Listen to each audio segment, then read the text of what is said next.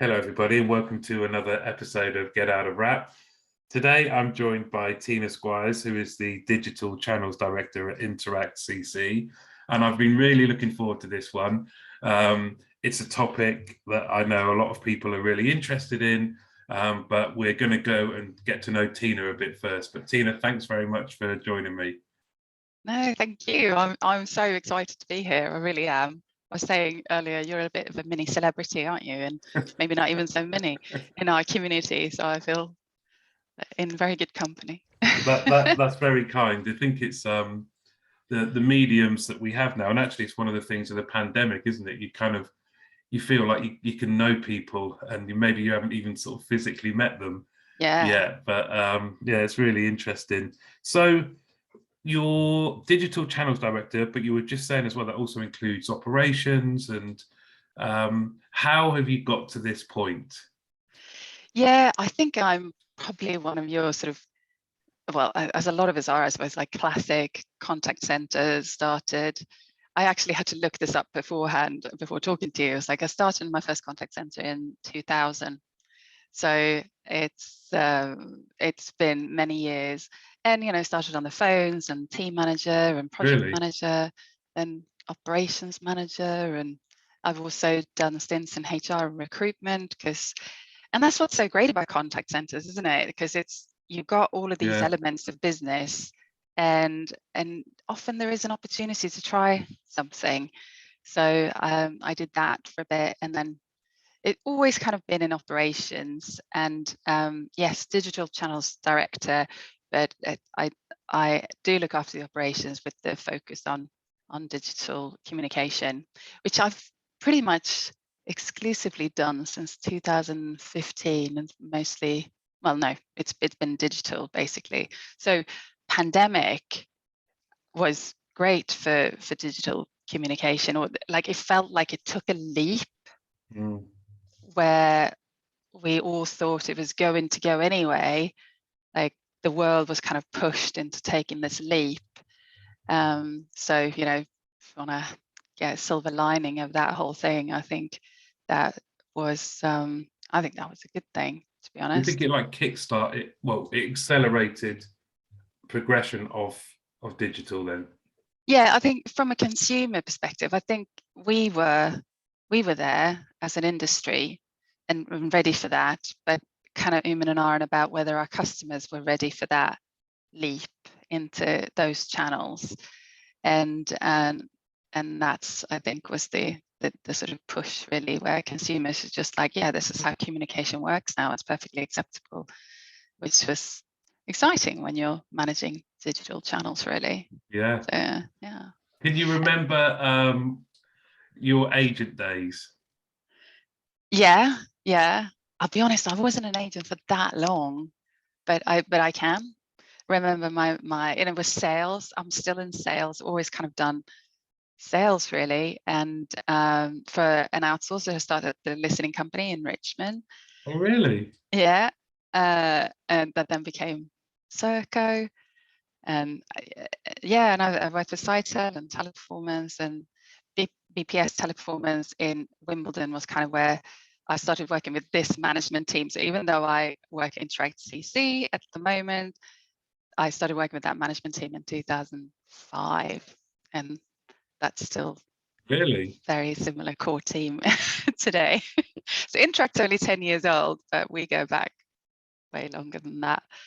Which great. I guess you kind of know each other's working rhythms and no, we do, for better or for worse sometimes, but mostly for the better. We've having worked that long with each other, you really have to choose to work together. It's not, we're not just putting up with each other. And I think that gives a lot of value to our clients as well.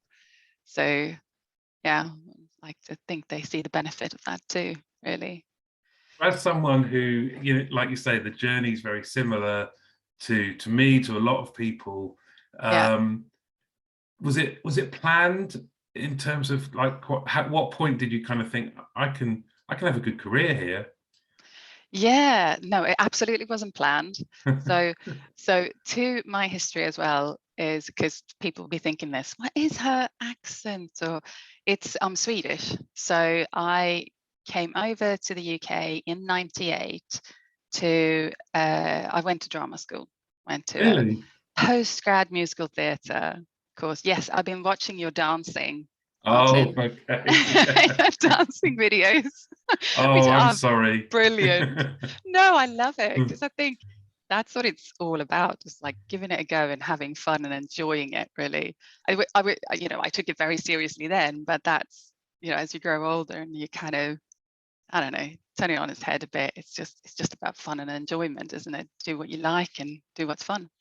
Well, So honestly, I doff my cap to you, because anyone that can do it properly, it's another one of those things where if you go outside of your comfort zone, you understand so much more about, because our girls do it all the time, and naturally you look at them and think they're amazing, but when they've performed and we've done it at the same time, we've just had one routine, right, that we've just done. They might do 5 or 6. The amount of times I just couldn't remember what I was doing. And you think we've rehearsed this so many times. How people can just retain it and do it, and the athleticism as well, because after the warm-up that was done, we were all struggling.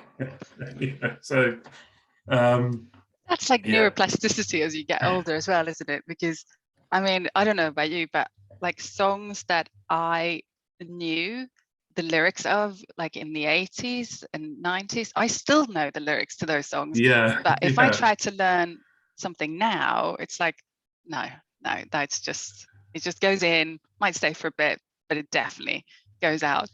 Well, there was just one that the guys, I see a couple of them still, and we're actually there's going to be another performance.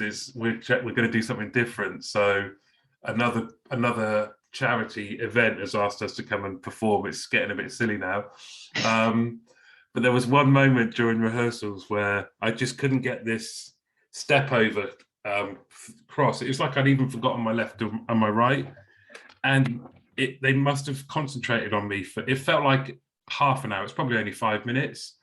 With everyone else stood around me, and I was just thinking, why can't I do this? And the guys I saw the other day actually still talk about it. Oh, do you remember you couldn't do that crossover? We wasted a whole rehearsal on you trying to get something that is so everyone else found so simple, but it is funny. I think so you came over from Sweden to do... Yes. So to go to drama school, I did go to drama school, and I'd done lots of singing and musical theatre type stuff in Sweden. But so it was kind of the next step. But then, of course, find myself after drama school of needing a job, So it was one of those, I just walked into a high street agency and they got me this interview with this call center, and there I was. And it's a great place to work, isn't it? It's fun. I found a community really quickly, friends, and I don't know, just people that seem to have fun, and they were fun people as well. Like, maybe not the job is that inspiring as an agent all the time, although I think that's gotten a lot better. But it's the people, isn't it? I mean, we all say that, we all know that, isn't it? It's the people. And I remember our MD at the time, Neville, he came up to me one day and I said, "You're hooked. I can tell. This is it. You're hooked." And I had no idea what he's talking about, but obviously I get it now. And yeah, and I mean, I've left contact centers a couple of times thinking I was going to do something else, but yeah, I keep coming back. Yeah, that's brilliant. And then I think it was also what I really liked about it, in comparison to like trying to get acting jobs and that sort of thing, was, I get a steady paycheck, and like I know how much I'm gonna earn, and then I really enjoyed management. Became a team manager and just really enjoyed all aspects of that. So it's just been going ever since, really. What is it about the management that you love so much? I do like people management, and I I can see as I've grown older as well, what it is about it that I like. I just like to figure out what makes people tick. Understanding that no one ever does anything bad just to do something bad or to mess with you. There's something else driving that, and trying to get under the hood of what that is. And hence, I think I made this segue into HR as well, because it was more about people, but then kind of realized that HR is also a lot of processes and doing the same thing over and over again, whereas operations actually where it moves. So went back into operation after a few years, but yeah, it's just all about people and psychology to a certain extent, I suppose. That just keeps it fresh, always keeps it fresh. I couldn't agree more. And I think this kind of being able to talk to younger leaders, either through the podcast or just in other events or methods, is you kind of think, oh, if I could talk to the younger version of me and understand that even if one of your team members is bored, that boredom is telling you something about them. It's telling you how you might need to engage them a bit more or help them get involved in other projects, rather than just going, why is this, seeing it as a problem rather than seeing it as a puzzle. Yeah. And you get so many people as well who are, we know that a lot of people see contact center jobs as sort of a stopgap, and I think that's why it's so interesting to connect with them at that point as well. Like you said, like figuring out what it is that drives them, where they want to go, and a lot of people do find that there are aspects that they enjoy and they stay.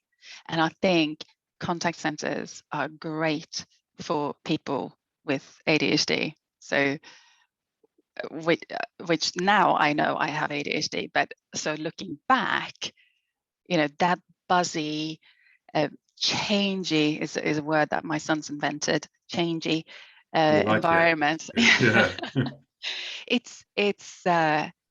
It's just the bread and butter for someone with ADHD, because there's like dopamine hits all the time, and there's little rewards all the time doing something good, or something changes, or something new comes along, or I can try something new, or new people start. And so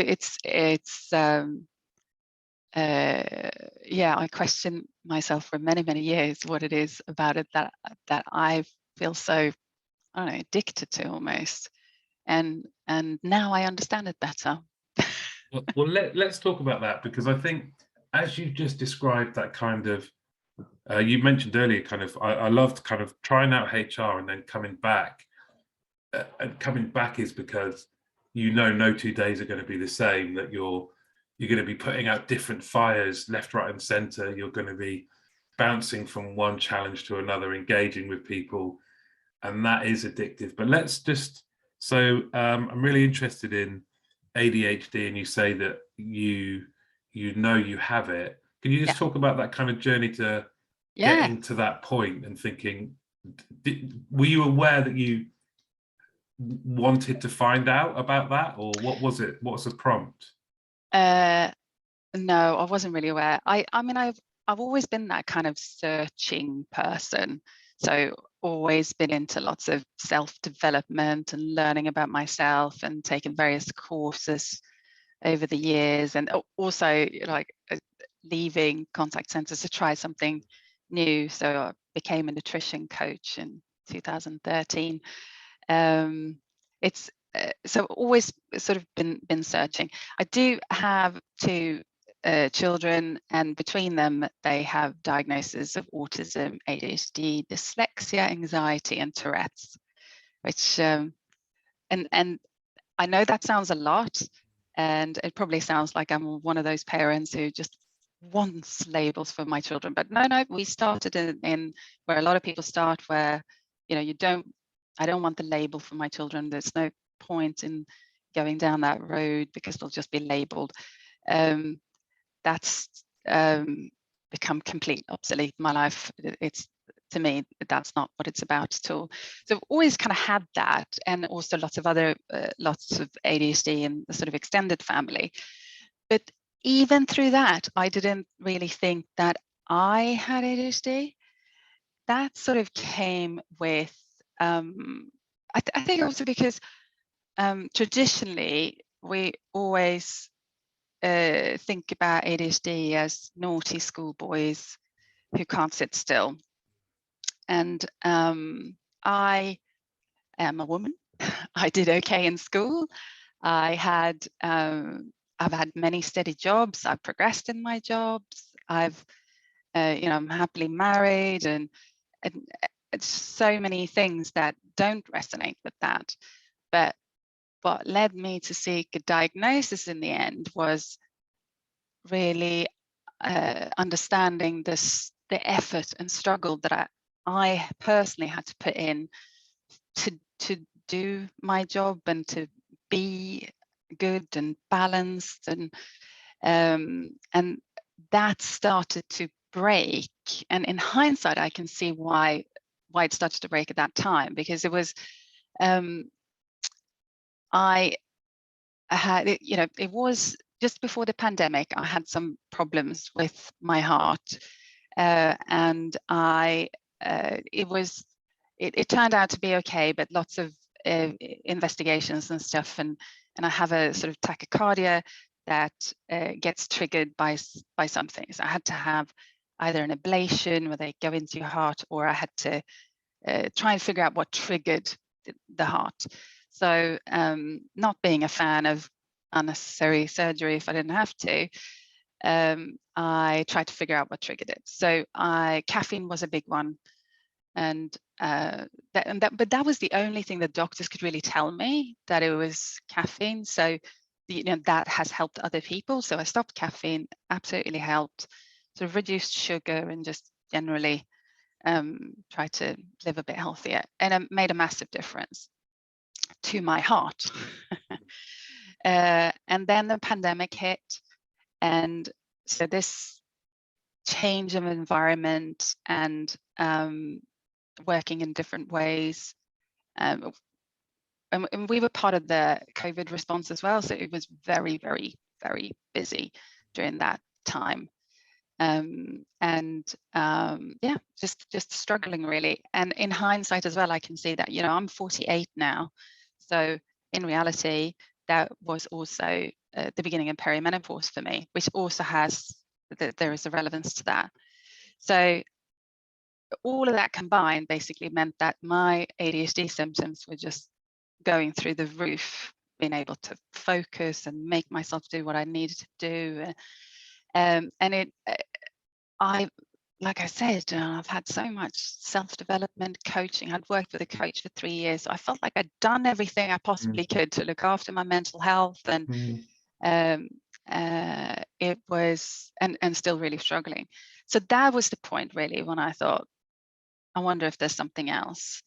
And I don't actually know how I landed on an ADHD, but I did go and see someone, and they diagnosed me with not even mild ADHD. It's like a moderate ADHD. It's the inattentive combined with the hyperactivity, which in older adults, and particularly women, doesn't necessarily look like hyperactivity. I don't need to go running every day or anything like that. It's more up here. The hyperactivity is my brain just spins and spins and spins, and it's difficult to get it to stop. So that is my story of how I kind of got there really.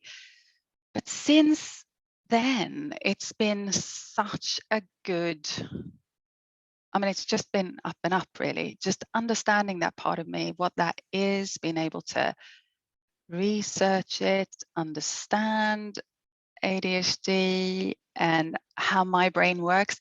It was as if someone said to me, oh, no, that manual isn't for your brain. Here's the manual for your brain. You've been reading the wrong manual all your life.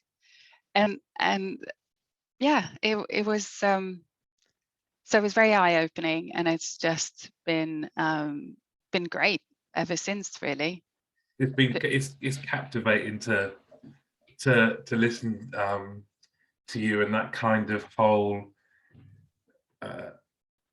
journey to getting to understand. And of course, I think as well as issues with the heart and things like that, you were also, like all of us, living through, if you remember, the kind of lockdown one, as we now all call it. Yeah. There was a tangible kind of fear that we all had, because we weren't sure what this was going to be like. So I imagine that was a factor. But now, from having the diagnosis, and how did they do that? What was the sort of process of? Yeah, I'll explain. I should tie in the reason why I mentioned with the heart and the perimenopause is because what I now know is that caffeine is a great way of self-medicate for somebody with ADHD. Now, that doesn't mean that everybody that drinks a lot of caffeine have ADHD. So you don't have to run down that rabbit hole. But it certainly helped me, and I have always been known as somebody who drinks a lot of caffeine. So then having to stop the caffeine in relation to the heart issues wasn't helping me. And then with perimenopause, your estrogen drops, and estrogen is kind of it helps the dopamine that you need in your brain to focus, and dopamine is basically the thing that that affects ADHD.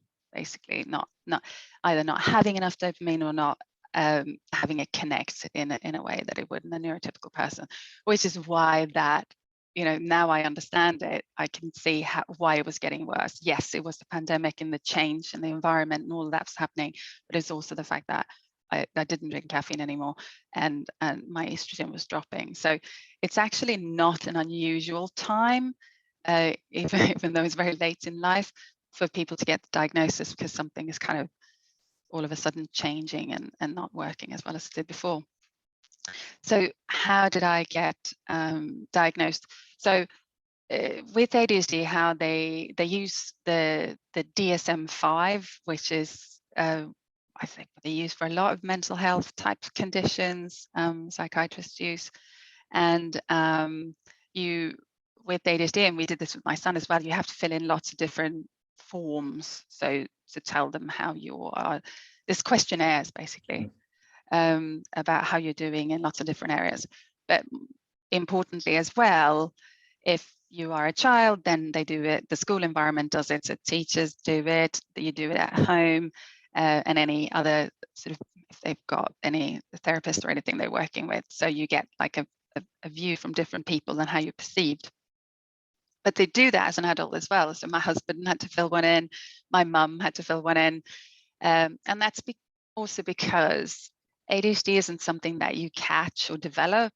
You either kind of have it, and then you would have had it as a child as well, or you don't, kind of thing. And you can, well, we say you can grow out of it. You don't grow out of it, but you learn to cope with it, which is probably why some people grow out of it. It's not the right expression for it. So that was the first step, and then you give that to them, and then I think I had a 2-hour kind of conversation about. I mean, I say conversation is obviously, he knew what he was doing and where he was going, about how I was in my childhood and how I reacted to things and how I processed things and how I've got in my life. And I was really worried about that because I knew I hadn't done that badly. I say I was worried about it as in, obviously I wasn't, I wasn't attached either way where I had it or not. I just, if I did, I wanted to know. But I definitely come full circle before I even got to the appointment thinking, I don't have it. Like, I've filled in those questionnaires. There's no way. But that's why they're having the conversation. That's why we're having a 2-hour conversation about how it was for you, because how you deal with those things, even if you've dealt with them, and the amount of struggle and effort that it took you has a bearing. He also did a really quite interesting test where it basically gave me I think it was an iPod, but like a tablet type thing. And there were just these triangles and circles in different colors kind of flashing by for 20 minutes, which is like death for a person with ADHD. And every time a triangle or a circle was exactly the same shape and color, you had to click. And it is sort of, he told me afterwards, it's some sort of Swedish tests or Swedish scientists that put this together. It is kind of genius because that is how your brain works. It's like you start doing it and you're like, yeah, I got this. And you're clicking away. And after a while, you're like, honestly, I honestly cannot remember. And I scored so badly on this thing. Yeah. So, but yeah, that's broadly how I was diagnosed. And then you get that diagnosis.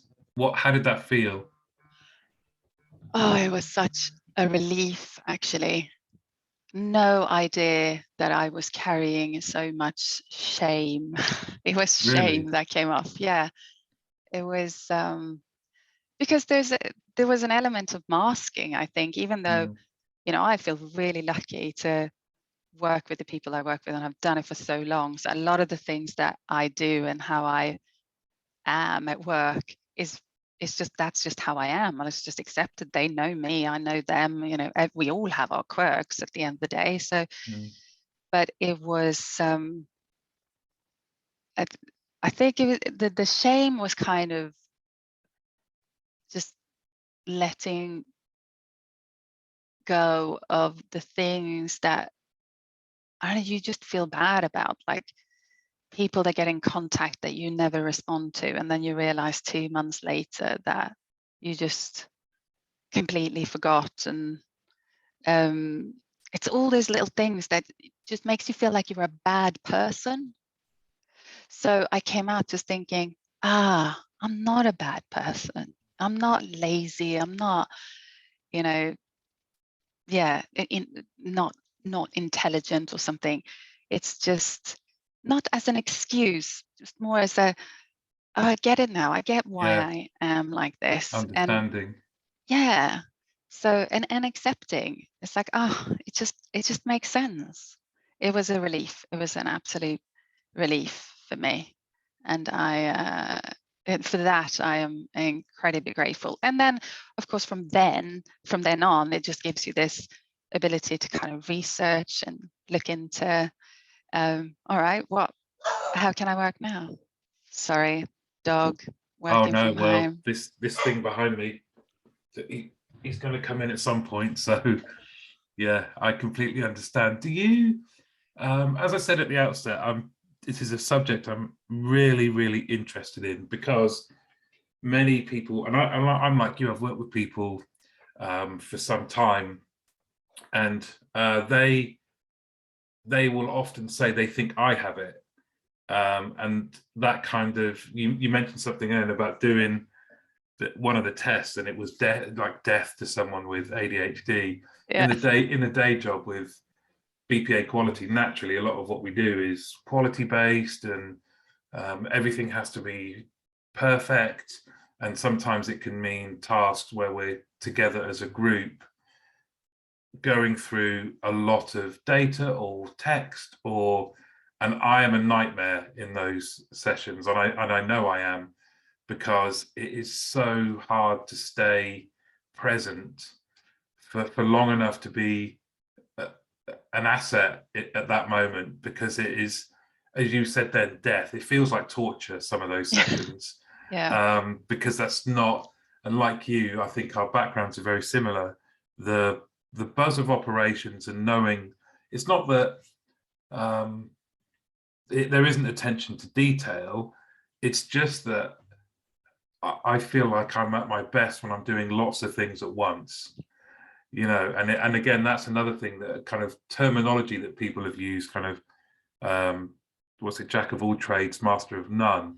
And that I can get very enthusiastic about certain projects and I'm burned very brightly on them, and then like Toad of Toad Hall in Wind of the Willows, you know, I go from hot air balloons to motor cars in a very quick space of time, and it can be exhausting for people around me. So it's definitely a subject that there's a guy on TikTok actually who shares things that if to do and things that might help, and what I really like he does, and it'd be great to get your view on it, is you mentioned it then, he shares for the people around you what, you know, things that they can help with, or things that are a manifestation of ADHD, rather than, and like you say, it's not an excuse, it's just an understanding, isn't it? It's we've become, there is more understanding.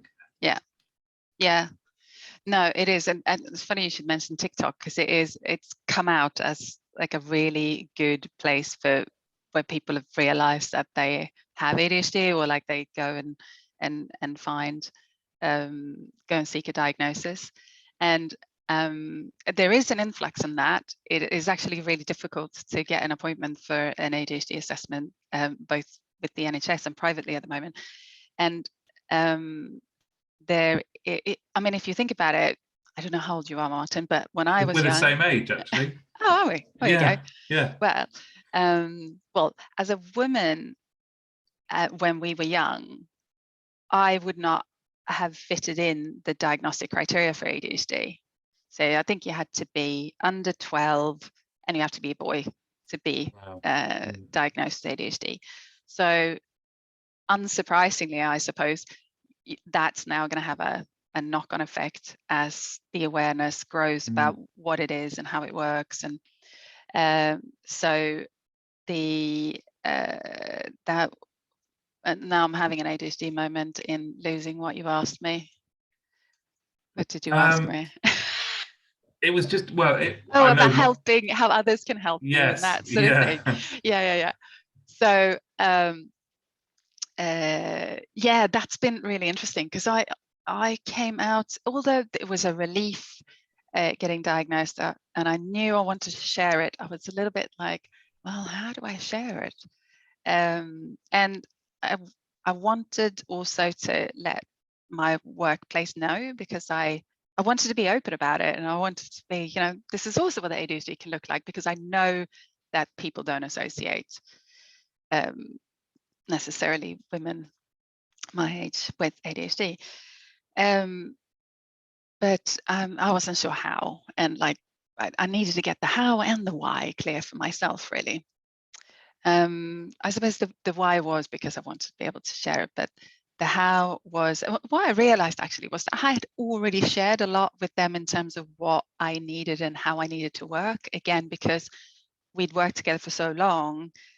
I have a problem with figures. Like I get figures and I can get quite excited about hitting targets and that sort of thing. But oh my God, having to like create budgets, and I say this because my finance director would laugh with me at this point. At this point, he'd laugh with me. Yeah. You know, I find it a nightmare, and I have to get so engrossed in the figures to be able to do it. And as soon as I come out and then you ask me a question about it, then I'm like, I don't know, unless I kind of get into it again. And that is really hard. So what I realized when I kind of thought, okay, what am I actually asking for here? Because I've already got, like, I sit where I need to sit in the contact center. I have a laptop that works for me. It's just tools and things like that just works for me. I've just always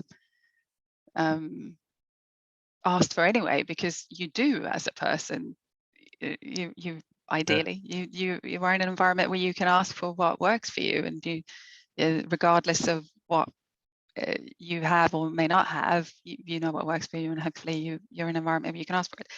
And but with the figure thing, I thought to myself, this is a real struggle, like, and I can't not do it. You know, I'm not in a position where, because that just puts me at a completely different level that I didn't want to be at, right? I like the level I'm at.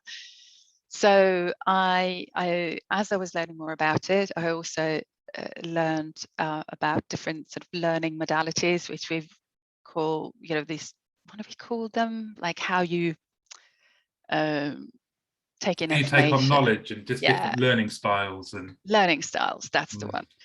But with ADHD, we're talking about, I think it's like 9 different type of modalities, and different modalities can work in different situations and in combination with each other. So it felt a bit more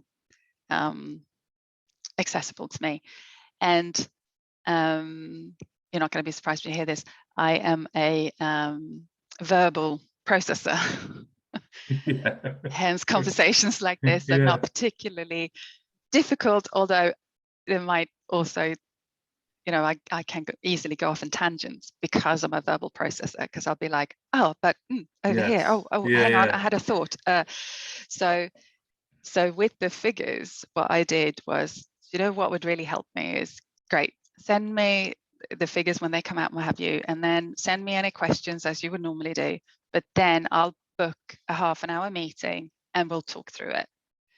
And then that sort of thing, that is the kind of adjustments really that I think would help people. I mean, regardless again of any neurodiversity, just figure out what works for you when you're finding yourself really struggle with something. We all have that, diagnosis or no diagnosis, and of course, that wasn't taking any extra time or anything for anybody. It was just like, okay, that works. And I see this with people as well when they sort of think, oh, should I tell my employer that I've got any sort of neurodiversity? Again, kind of back to the label conversation. I don't want the label. And having had I have a good HR understanding as well. The simple answer is really, if you want adjustments at work because you have a neurodiversity, you need to declare it.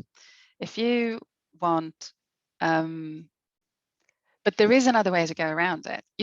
Firstly, also, you don't have to declare it. Like if it says in a recruitment form or something, you don't actually have to declare it. But if you want support because of that, then you will need to declare it. But I think a very powerful place to come from as well, if you want support, is to kind of say, okay, I have ADHD, so what works for me? Or this is how my brain works, because we're not the same, right? Even if we have the same label, we're not the same. I like this analogy when describing any kind of neurodiversity, and I had this a lot with my son as well with his autism, because he has the they call it high functioning, they call it Asperger's, and everyone is having, people are having debates about whether that's correct, or is there a high, low, all this stuff.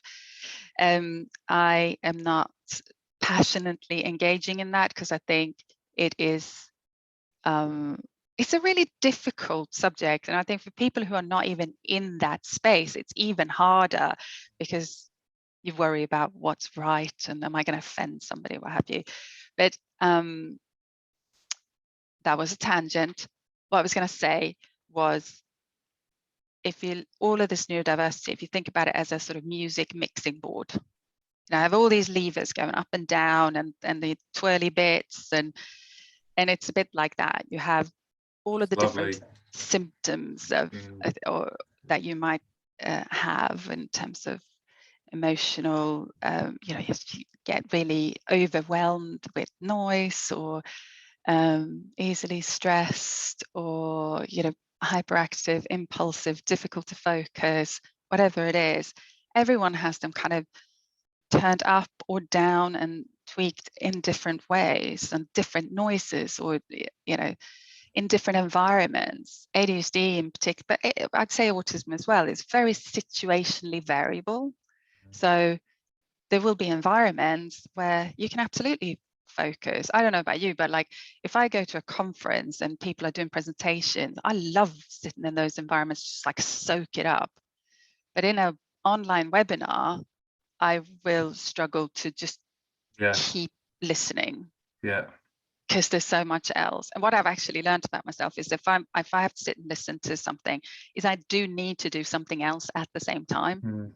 So Yeah. I might sit and, I don't know, paint my nails, or some people knit, or like listen to podcasts. Love listening to podcasts, but I can't just sit and listen. I'll do gardening normally. Yeah. Gardening or traveling is when I listen to podcasts. And you just learn these things about yourself. Well, I've got about 3 different things that I fiddle with all the time, you know, and just I've taken the color off these magnet balls just because I've used them in my hands. So that's my son's favorites, is those magnets. I like them as well, but they do funny things. They do feel funny in your hands. Yeah. But that's kind of this. You hit the nail on the head. I love being at a conference, but the last 2 years has certainly been a challenge staying engaged on virtual conferences. And it just earlier on, something you said, part of me, I cheered inside just hearing the thing about figures, because you know, the same sort of career journey as you, as you get more senior. Well, I think actually, even as a team leader, you get bombarded. We're awash with numbers, aren't we, in contact centers? Yeah. We have measurements and data for everything. And it's not that I'm averse to data, but I realize where I work best is when I work closely with someone who not only loves the numbers, but that can explain them to me in a way they that make suits, them come alive. Yeah, that kind of can give me both headlines and also areas where I do need to get a bit more involved. Because like you, in terms of generating it myself and putting it in a way that other people that like numbers would understand is a Herculean sort of task. I feel like I have to be in a white room with not a single other thing in there, like, and just know that it's going to be a bit of a battle between me and my brain to get there. And like I say, where I work best is someone else that can go, right, I've done it, here's what it is, here's what it's telling us, what do you think? And can we talk about it? So when you were explaining that, I loved hearing that. It's funny because the data is exciting, I think, because it shows us so many things. It's insight, and you see new things, and that's what lights us up, I think. But yeah, it is processing that, and I completely relate. What I do now, instead of trying to like make myself do stuff or like sterilize my room and just like, oh, I'm just going to do this, because that is hard, is because I know I'm a verbal processor. So if I'm stuck on something, I try to think to myself, oh, well, who can I talk to about this? It might just be 5-10 minutes, but that will just help me process what it is I need to process. You know, I don't really know what I need to process, but I know I need to talk about it. I know that's how I get on. So I call somebody, and it might be 5-10 minutes, and then it's just like I've gained some clarity. I mean, I could try and talk out loud. I mean, I've done that a few times. It's not quite the same, but you know, it's better. That certainly works better for me than the sort of trying to create a sterile environment.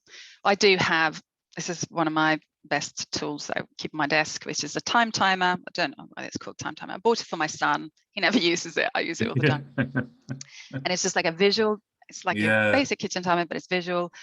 And then I time box things. So, okay, I'm going to focus on this now. And it's rarely more than 20 minutes, because after that, I forget that it's on and whatnot. So, and that's what it's been like, kind of understanding what I have, learning about it, learning about myself, you know, my manual, and finding different ways, which is why that's why I love talking about it. It's been such a great journey. I'm still loving it. I didn't think there was this much more to learn about myself at this age, and there is, and it's great.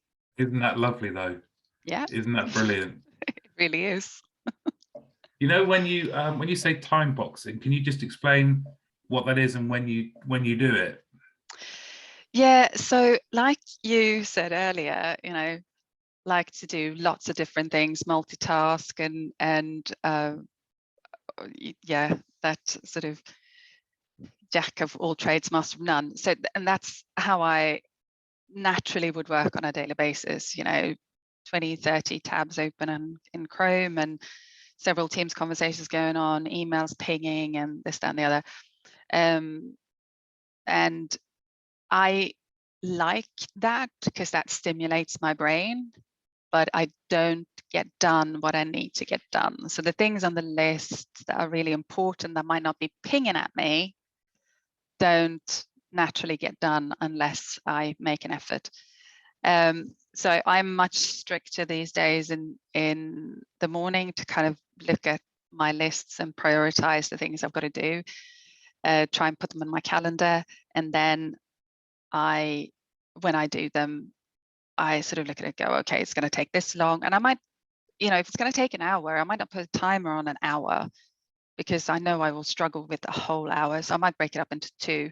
So I do half an hour and then I get a cup of tea and then I go back and do another half an hour.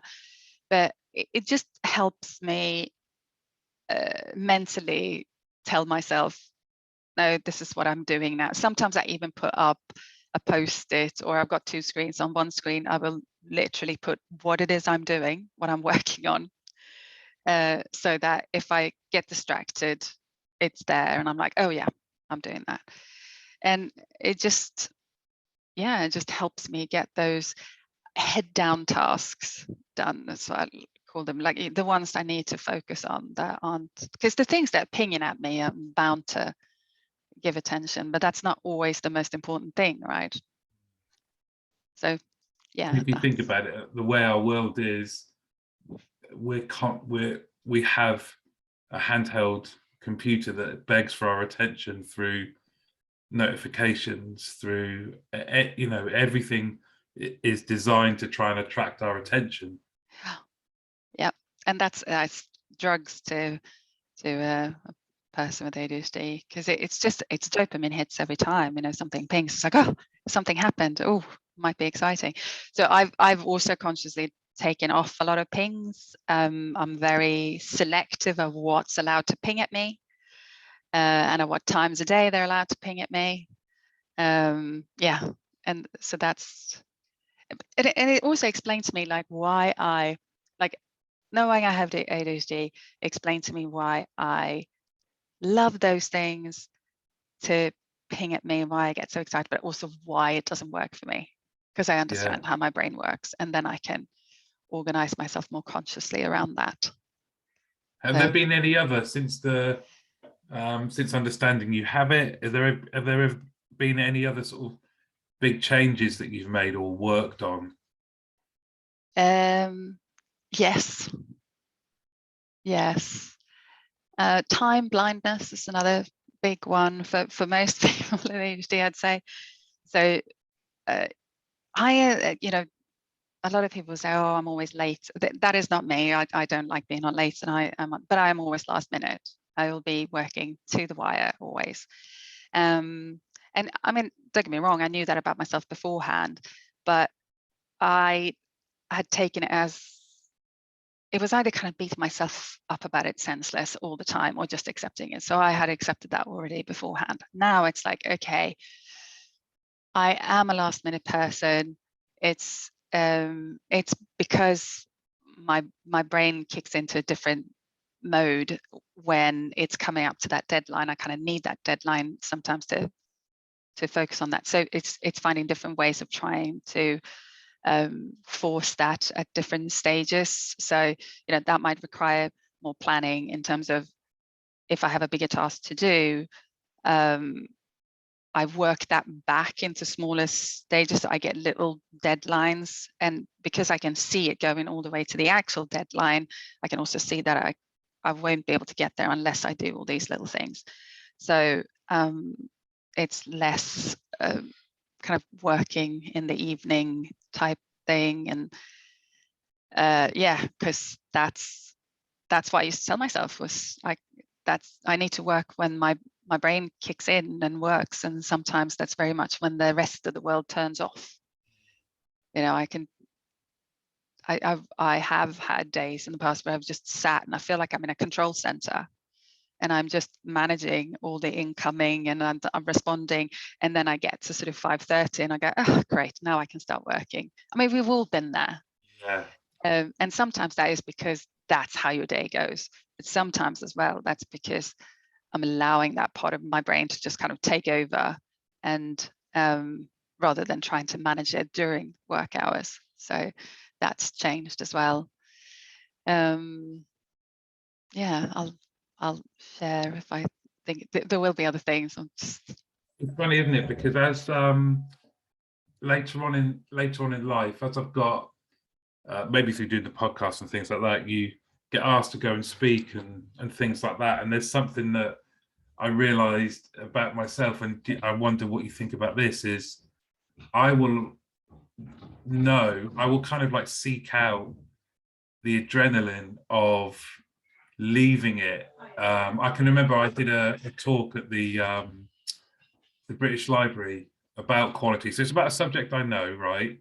Yeah. And the team that I work with had prepared a lovely presentation and lots of notes.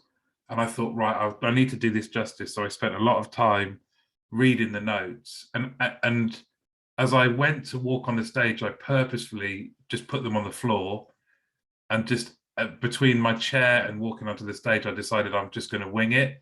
And saying wing it demeans it a bit, because I just thought, no, I can't go through the prepared notes. Yeah. I'm just gonna get on there and see what happens. And it was both terrifying, but also I was really happy about it. It was like kind of addictive, and I really enjoyed it. And I think I did a good job up there. And I don't want people listening to this think I don't prepare. I do prepare, but I also know I'm at my best if I do kind of leave it. Yeah, but it's allowing yourself to be in the moment with and taking it all in, which is a rush, yes, but that doesn't mean that you necessarily threw it out the window, right? Because you did the preparation and it's in here, but you might not need to look at your notes. And that's very much what it's like for me as well. Actually, I like to prepare and put it all almost like write scripts for myself, but I don't then use it necessarily. Yeah. So I also just like to be in the conversation, and yeah. And that's I was thinking about this because I was trying to figure out what you might ask me, and I was thinking about like what can employers do to support their neurodiverse community. And it is tricky because a lot of people also don't want to say it, right? So how do you support people if they don't say anything, and also, or like me, like they don't even know they have something, but how do you provide that environment, the right type of environment? And I've landed on a coaching culture, because it's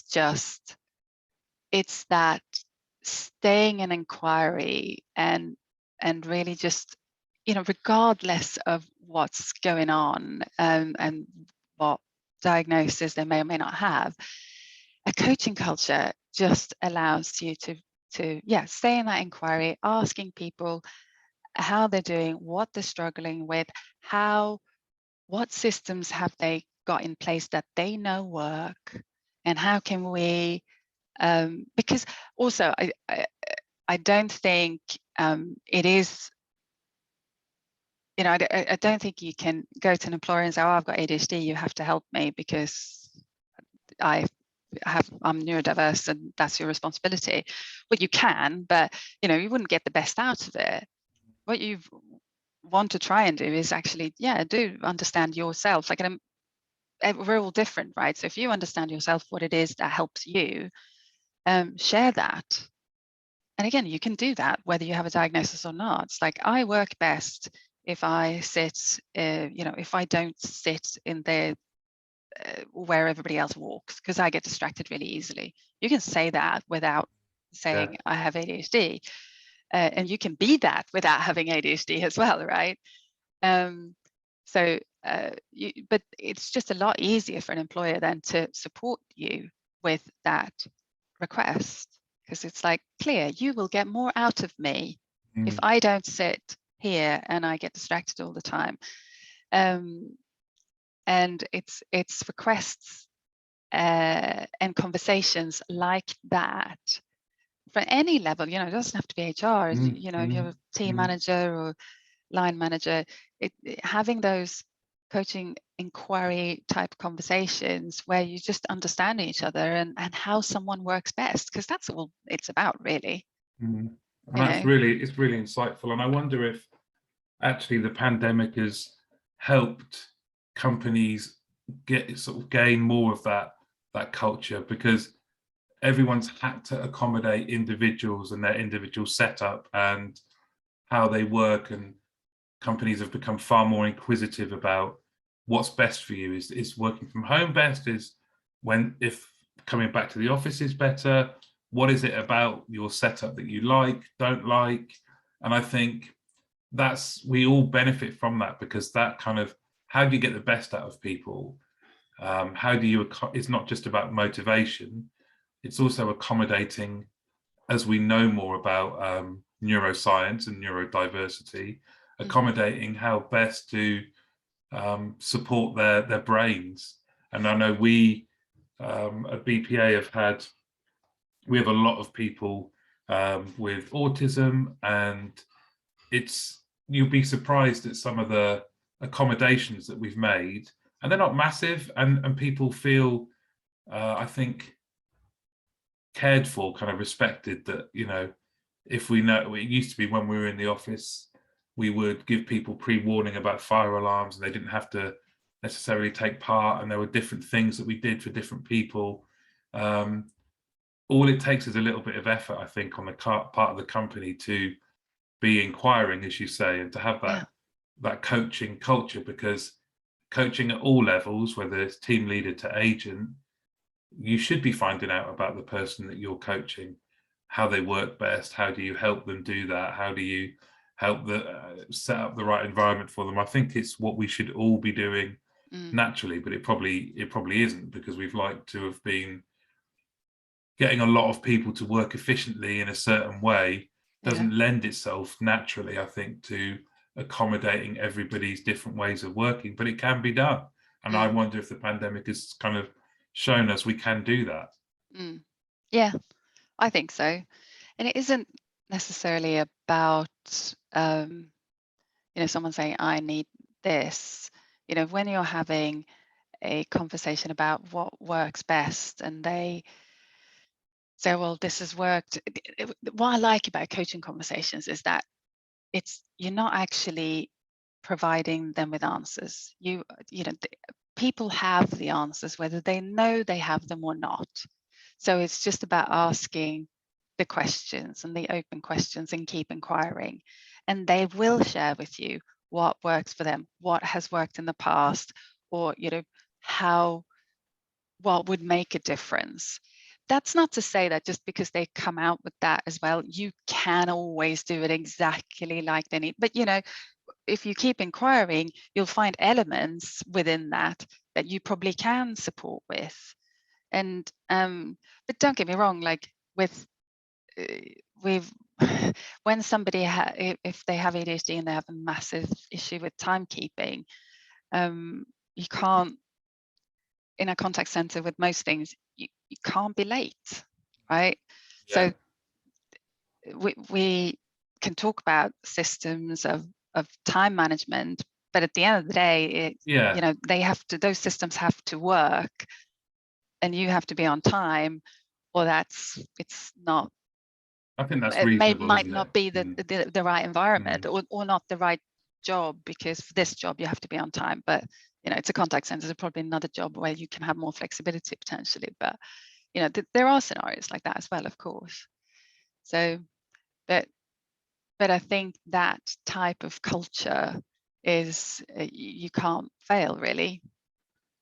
I'll just ask you about, you know, after the diagnosis, what did your husband and mum say?